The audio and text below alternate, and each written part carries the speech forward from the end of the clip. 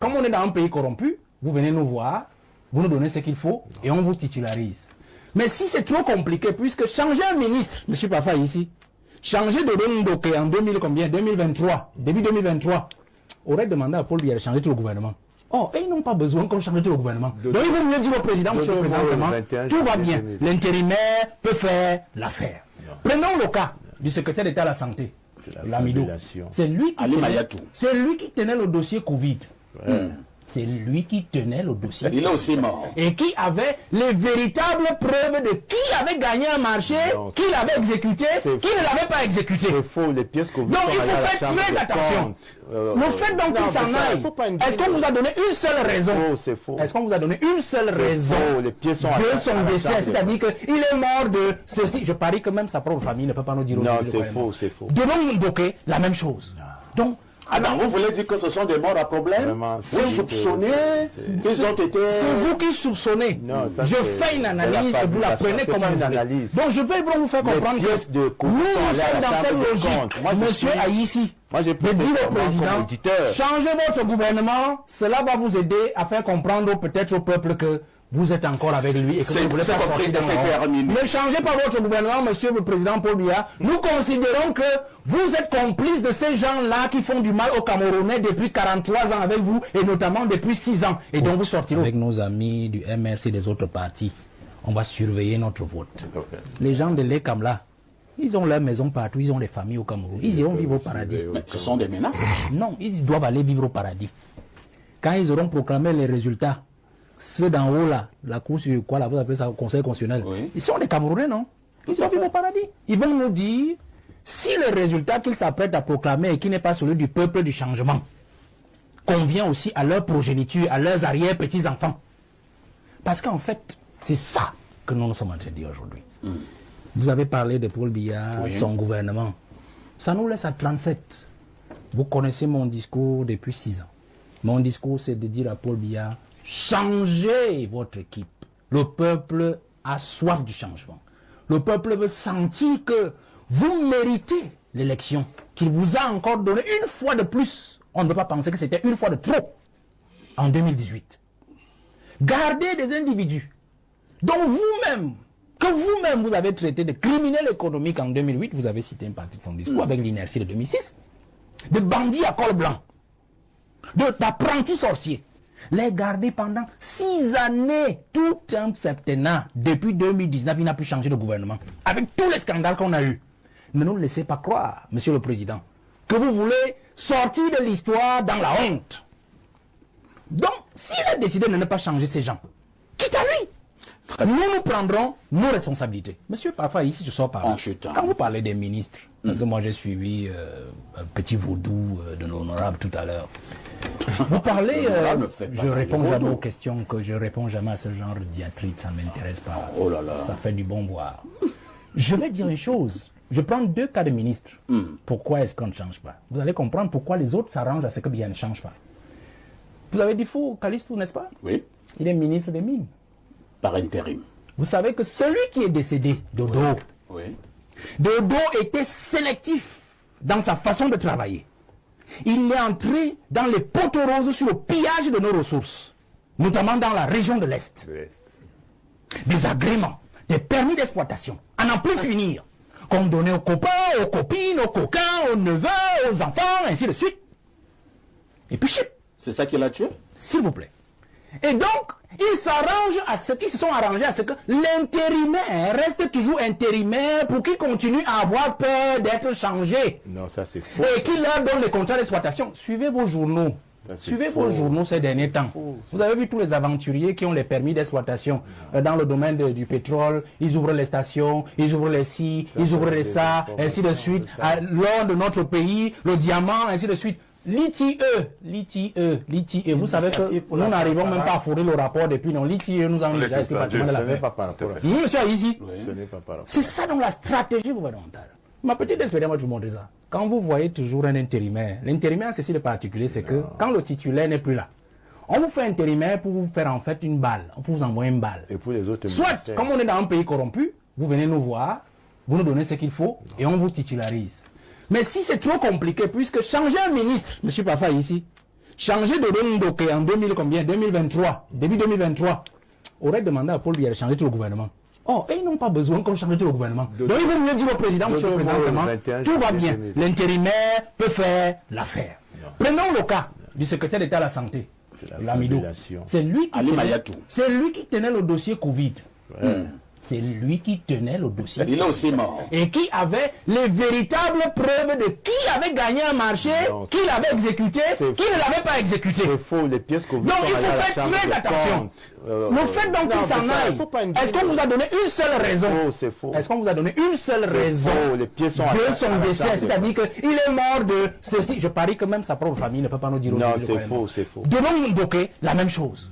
Donc, alors, vous voulez dire que ce sont des morts à problème? Vous soupçonnez qu'ils ont été... C'est vous qui soupçonnez. Non, ça, je fais une analyse et vous la prenez comme une analyse. Donc je vais vous faire comprendre que nous sommes dans cette logique. Monsieur Aïssi, de dire au président, changez votre gouvernement, cela va vous aider à faire comprendre peut-être au peuple que vous êtes encore avec lui et que vous ne voulez pas sortir de l'Europe. Ne changez pas votre gouvernement, monsieur le président Paul Biya. Nous considérons que vous êtes complice de ces gens-là qui font du mal aux Camerounais depuis 43 ans avec vous et notamment depuis 6 ans. Et donc...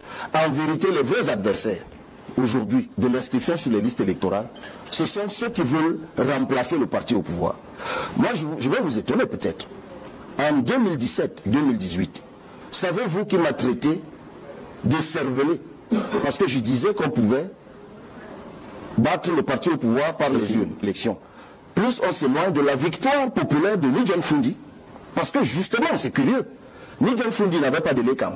Parce que c'est après lui qu'il y a eu Onel 1, Onel 2, Onel 3, l'ECAM 1 et l'ECAM 2. Avec John Fundi, il n'y avait pas de code électoral. Avec John Fundi, on n'avait pas Internet, on n'avait pas Facebook, on n'avait pas Twitter. On n'avait même pas le code électoral que l'on a aujourd'hui, qui nous permet par exemple d'être présent dans les bureaux de vote. Lui, il n'avait pas cette possibilité. Mais grâce à l'afflux massif du peuple dans les urnes, il a pu gagner. Même si par la suite, justement, il n'avait pas ce que nous on a aujourd'hui, la possibilité de prouver. De contrôler et de prouver. Parce que si John Fundi avait eu la possibilité d'avoir des représentants dans les bureaux de vote, s'il avait eu les PV, s'il avait eu Internet aujourd'hui, ce monsieur aurait pu démontrer aux yeux du monde entier qu'il avait gagné. Mais ce qui est le plus important pour la jeunesse aujourd'hui, et je vais toujours le répéter à chaque fois, qu'elle comprenne en fait que cette année est le dernier virage pour notre changement. Cette année, la dernière année où le président Paul Biya devra absolument, où il a l'obligation, j'insiste sur l'obligation de respecter sa parole. Depuis 20 ans, il a dit à la jeunesse d'attendre. Lance la nation, un terme qui était du président Ahidjo d'ailleurs depuis 80, mais il en a fait son expression pour dire à la jeunesse d'être patiente. Donc on imagine que les plans, les stratégies de libération politique du Cameroun qu'il avait engagées, il comptait certainement les accomplir dans les années que nous sommes en train de vivre. Et son âge étant déjà avancé, et vu les désordres qui se passent partout dans le pays, dans le moment, ce n'est un secret pour personne, la jeunesse est désormais mobilisée et plus fort pour 2025 pour dire au président, c'est le moment de réaliser votre promesse, c'est-à-dire de nous laisser le pouvoir. C'est cela que nous disons d'abord au président. La deuxième chose que nous disons au président, c'est que nous ne vous demandons pas, monsieur le président, de construire encore les immeubles, les routes, vous n'en avez plus la force, on le sait très bien. Vous ne pouvez plus courir après, on dit à corps blanc, ces criminels économiques, ces inertes, ces sorciers, ces apprentis sorciers, ce sont ses propres termes. Tout ce que nous vous demandons, monsieur le président, c'est qu'avant de partir, de nous débarrasser de cette classe politique, de vos propres créatures, qui vous-même, de votre propre bouche, vous empêche de laisser un héritage à la nation. C'est la deuxième chose que la jeunesse lui dit. Pour que notre travail, après vous, monsieur le président, soit plus léger et plus facile. Nous n'avons pas les moyens qu'ils ont. Ils ont engrangé des milliards à travers des détournements, la corruption, la concussion, le népotisme et tout ce que vous savez. Nous n'avons pas ces milliards-là pour pouvoir les contrer après vous au cas où vous nous laissez toute cette bande de criminels économiques comme vous les avez appelés. Ça, c'est le deuxième message. Le troisième message, c'est de dire au président de la République, pour nous continuons à penser qu'il peut encore faire quelque chose pour la jeunesse dans le sens de la transition, parce qu'il peut encore peser de tout son... Nous ne considérons pas ce que les gens disent, que le président n'a pris toute sa tête, que le président est déjà vieux, qu'il se fait manipuler. Nous ne considérons pas ça. Nous estimons qu'étant encore assis là où il est assis, il est le chef. Il est le chef. que même si sur 24 heures, comme ils disent qu'il n'a plus toute sa tête, il a au moins 30 secondes où il a toute sa... Il peut encore faire quelque chose. Donc, Monsieur le Président, nous disons ceci. Nous refusons de penser, la jeunesse camerounaise refuse de penser que vous voulez sortir de l'histoire par la honte, que vous voulez sortir de l'histoire par l'ine. Nous pensons aujourd'hui que vous avez encore la volonté de mériter l'élection que le peuple camerounais vous a donnée depuis 1984, date de la première élection devant le peuple que vous avez acquise. Donc voilà les 3 messages principaux que nous envoyons au président de la République. Et nous nous disons, et moi je dis donc à la jeunesse, nous travaillons cette année pour que la jeunesse, nous nous mettons au travail, nous sommes déjà au travail depuis, pour que la jeunesse ait son programme, que la jeunesse soit un programme et que la jeunesse ait son candidat. Ça, nous l'aurons cette année.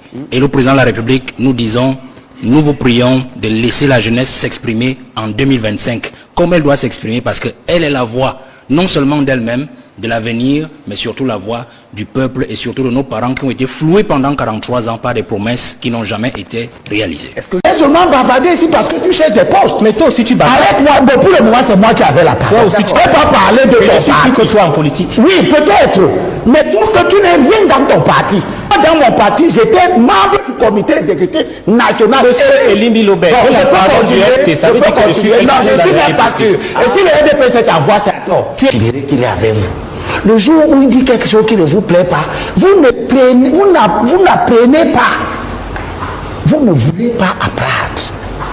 Tous ces leaders-là, dès que quelqu'un a créé un parti, il se sent supérieur à tout le monde. Il croit qu'il détient la face.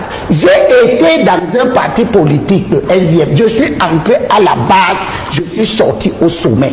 Je n'ai pas vu un organe qui, à la fin d'un processus électoral, même avant, rassemble les données pour savoir qu'est-ce qui a fait. Ce que Soba dit est vrai, et c'est vrai pour tous les partis. Sauf le RDPC. Y compris vous. Toi, tu n'es même rien dans le RDPC. Je t'ai déjà dit ça. Tu n'es pas membre du comité central. Non, tu n'es pas membre du comité. D'ailleurs, je parlais, tu ne vois pas pourquoi tu m'interromps. Non, puisque tu je rappelle donc que tu n'es pas membre du comité central. Tu n'es pas membre tu n'es pas président d'une section. Tu n'es pas président d'une sous-section. Ça veut dire que dans les instances de décision du RDPC, tu ne sièges pas. Tu viens seulement bavarder ici parce que tu cherches des postes. Mais toi aussi tu bavardes. Arrête-moi. Bon, pour le moment, c'est moi qui avais la parole. Toi aussi tu ne peux pas parler de ton parti. Plus que toi en politique. Oui, peut-être. Mais sauf que tu n'es rien dans ton parti. Dans mon parti, j'étais membre du comité exécutif national. Monsieur Elimbi Lobé, la parole du RDPC, ça veut dire que je suis non, je suis même pas sûr. Et si le RDPC c'est en voie, c'est à tort. Tu es dans quel parti politique? Je peux tu es dans quel parti politique? Laisse-moi tu es dans quel parti politique? Ok, c'est toi qui étudies les districts du RDPC. Je te conseille de ça. Non, tu es dans quel parti? Moi, j'ai des choses importantes à dire. Monsieur Vino, n'invitez plus les organes illégaux dans les pays. Non, Kaoutal est-ce que Kaoutal est venu? Kaoutal n'est pas un organe. S'il vous plaît, c'est une stratégie. Une stratégie. Et vous êtes invité. Tu veux rendre une stratégie légale ou illégale? Non. Une idée peut être légale ou illégale. On va se calmer sur il n'appartient à aucun parti politique. J'ai des choses à dire. L'émission Club d'élite n'appartient à aucun. Je ne vais plus pardonner ça. Monsieur Elimbi Lobé n'appartient à aucun parti politique. Nous sommes ici parce que légalisé. Il ne doit aller à la télé. Nous avons requis vos expertises et c'est en cela que vous avez reçu nos invitations. Vous avez accepté de débattre avec le panel. Vous invitez des passagers clandestins à la télé. Permettez, il n'a aucun parti politique légalisé. Moi, j'appartiens à un parti politique légalisé. Il n'a aucun parti politique légalisé. Non, mais il attaque les gens. Il attaque les gens qui ont des organes légalisés. Et il donne la possibilité de réagir. Poursuivez. Non, je ne pardonnerai plus. Merci beaucoup. Je ne pardonnerai plus un passager clandestin. Pour dire que, en attendant que tu sois candidat à une élection, moi j'ai déjà été candidat à 3 élections. J'ai été candidat à une élection. Je ne le sais pas. Je ne le sais pas. Alors, ce que je voulais dire, c'est que tous ceux qui sont devenus des hommes politiques parce qu'ils cherchent la guerre administrative, ces gens n'ont rien dit à l'époque. À l'époque, lorsque mon seigneur Jean Zoua interférait dans les processus électoraux, dans la vie politique, tous ceux qui se plaignent aujourd'hui, on ne les a jamais entendus. Comme si, quand les évêques font ce qui est bon pour eux, à ce moment-là, les évêques sont bien. Je leur ai gardé un morceau choisi parce que tout ce que j'ai entendu parler jusqu'à présent, ils sont tous chrétiens. Et dans la Bible, Paul dit, dans Galates, chapitre 6, verset 7, ne vous y trompez pas. Je suis sur la version de 8 secondes, qui est une version catholique. Ne vous y trompez pas. On ne se moque pas de Dieu. Ce qu'on aime, ce qu'un homme aura sémé, il le moissonnera aussi. Vous avez de tout temps cru bon de transgresser les limites que les principes constitutionnels de la laïcité imposent. Il a cohabité avec l'Église. On nous a rappelé tout à l'heure la générosité du chef de l'État à l'endroit de l'Église catholique. Je n'ai jamais entendu la générosité du chef de l'État à l'endroit des témoins de Jéhovah ou bien des autres et des autres. Ça se fait partout. Hein. Bon, je n'ai pas encore entendu. J'entends celle du chef de l'État. Quotidiennement. J'entends celle du chef de l'État. Les témoins de Jéhovah sont là, ils ne veulent rien de l'État. Donc, quand vous dites des choses, parce que j'ai entendu quelqu'un dire ici que Ndaba reçoit l'argent parce qu'il était chef d'entreprise. On ne nous donne pas le nom de son entreprise. Je suis journaliste au Limbilobé. Les plateaux, c'est moi qui parle. Oui, je vous repasse la parole. Les plateaux de télévision sont des lieux où certaines personnes pensent qu'ils peuvent jeter n'importe quel type de salissure sur des gens, sur les plateaux de télévision, comme si c'était autorisé. On n'a même pas la preuve de ces allégations. On dit que Ndamjoya Foudi recevait de l'argent. Où sont les preuves? Pas. Et ça plaît. C'est ce type de télévision que nous avons. C'est ce type d'acteurs que nous avons. C'est eux qui donnaient, eux devraient avoir. Quand ils disent qu'ils donnent l'argent à des églises, ils ne disent pas que c'est de la corruption. Parce que c'est les mêmes, après avoir donné l'argent, qui lorsque l'église dit ce qui ne leur plaît plus, évoquent la neutralité de l'église. Monseigneur Cléda, qui est un citoyen, il a le droit, en tant que référence morale, dans toutes les sociétés d'obédience chrétienne, ou bien des sociétés où le christianisme est fortement implanté, les références morales, c'est les archevêques, c'est les grands prêtres, les grands pasteurs. Ils sont des références morales. Lorsque ces gens parlent, on les écoute, même si on n'obéit pas à ce qu'ils ont dit, on les écoute. Mais lorsqu'ils parlent en faveur du régime, tout le monde est content. Lorsqu'ils parlent contre le régime, ça devient une affaire où il y a une hystérie collective. Monseigneur Cléda fait une réflexion.